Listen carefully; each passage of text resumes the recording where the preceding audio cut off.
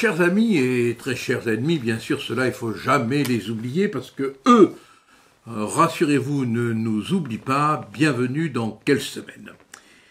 À l'instant où je prends la parole, Monsieur Barnier, Premier ministre, suspendu au fil de la motion de censure, vient de déposer sur le bureau de l'Assemblée nationale son Colt A49-3. Il a informé l'Assemblée sur ce ton de voix expirante qui est la caractéristique de son élocution, qu'il allait donc prendre le risque d'engager la responsabilité de son gouvernement. D'abord et avant toute discussion, toute analyse, toute réflexion, un constat que seul un médecin légiste des institutions, que seul un médecin légiste de ce pauvre pays qu'est devenu la France pourrait faire, on est non plus au bord du gouffre, mais dans le gouffre. L'endettement est colossal. Les intérêts qu'on paye aux banques enrichissent d'une manière ignoble les banques qui nous prêtent. On est tenu par les banques comme un pauvre débiteur du temps de Balzac. C'est effroyable, on ne s'en repartient plus. La situation générale, on le voit bien sur le plan de la santé, sur le plan de la sécurité, sur le plan de l'éducation nationale, sur le plan du remboursement des médicaments, sur le plan de la supportabilité des uns et des autres, est complètement dégradée à un point tel que on a l'impression que plus rien n'est dirigé et que c'est le vent du temps qui dirige cette espèce de vaisseau fantôme qui est devenu la France. Macron, il est passé, au fait, si vous l'avez vu, chaque fois qu'il y a un événement important, il disparaît. Non seulement il dissout, mais il escamote. On le voit plus, on ne sait plus où il est. Il part à l'étranger chaque fois, c'est sa manière de partir pour Varennes. Alors donc c'est dans ce contexte où d'abord et avant tout il faut voir l'état de la France dont on ne mesure pas assez la gravité. On emprunte aujourd'hui plus chèrement que la Grèce. On dégringole jour après jour.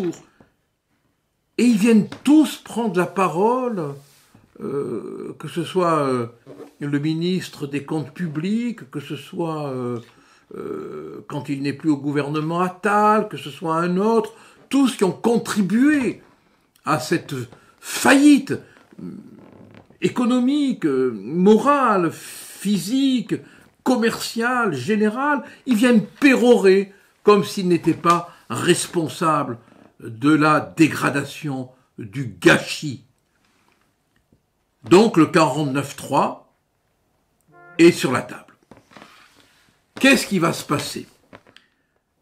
Est-ce que la motion de censure sera votée et le gouvernement bousculé et le gouvernement tombé?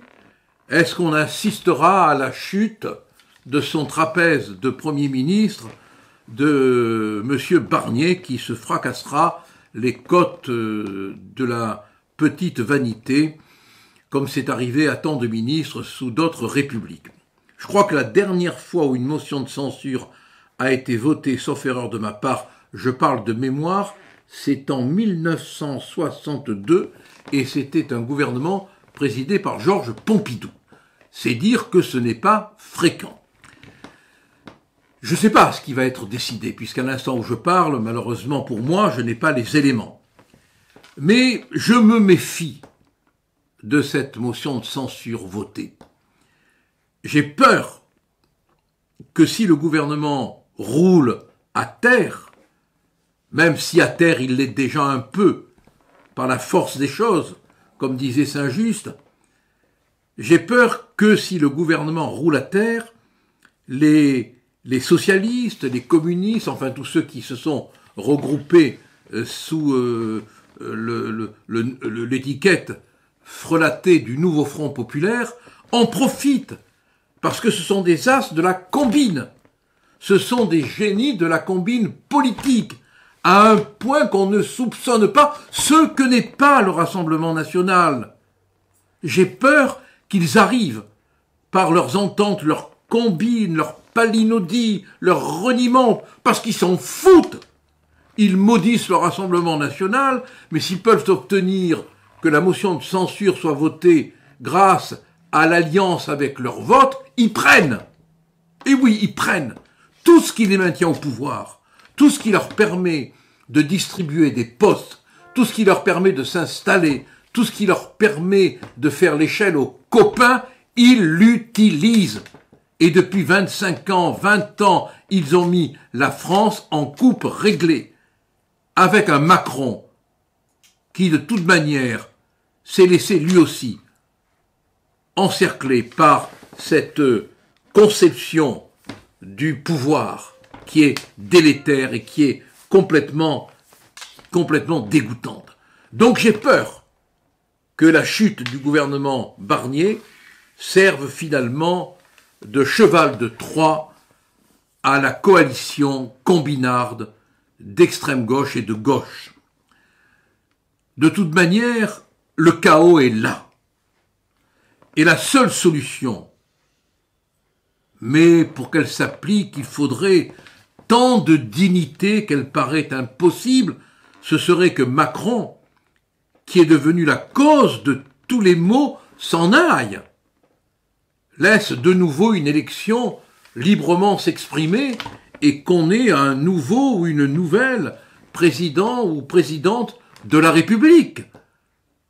Beaucoup de Français, dans des sondages, demandent sa démission. 63% des Français seraient favorables à la démission d'Emmanuel Macron en cas de démission du gouvernement minoritaire de Michel Barnier, selon un sondage de Valeurs Actuelles.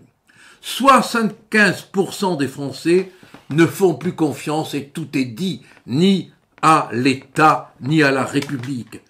88% rejettent catégoriquement les partis politiques. 87% jugent que Macron n'a pas l'étoffe d'un président. 71% ne font plus confiance aux syndicats. Mais qu'est-ce qu'il vous faut de plus pour comprendre qu'on est arrivé au point terminal d'une certaine histoire? Et pendant ce temps-là, on continue, je le dis pour l'anecdote, à interdire le calendrier de l'Avent à l'école. Et à Saint-Denis, on ne dit plus Joyeux Noël, mais Bel Hiver. Et dans le 12e arrondissement de Paris, les clowns font un sapin en bois. Pauvre France, que j'aime, que nous aimons tant, dans quel chaos ils l'ont précipité. Mais elle se réveillera. Elle en a vu d'autres. Elle en a vu d'autres et elle se réveillera. À la semaine prochaine. Et n'oubliez pas de cliquer sur la petite cloche. Merci et bon courage. Tenez bon.